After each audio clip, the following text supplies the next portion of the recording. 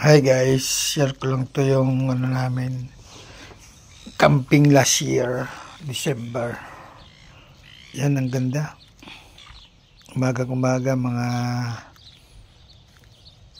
5 AM, tahimik pa yung mga tulog pa yung iba. Ang ganda ng place na to. Campsite talaga siya. Yan, tapos yung sa baba niyan, dagat.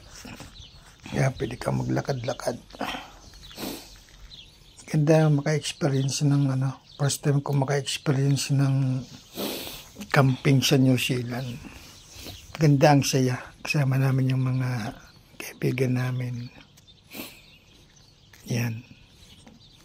May maaga akong nagising. Sabi ko maglakad-lakad nga. Sabay yan. Nag-video ko. Yung mga kasama namin mga tulog pa. Yan. Pet ibang lahi yan. Ang ganda. Thank you guys.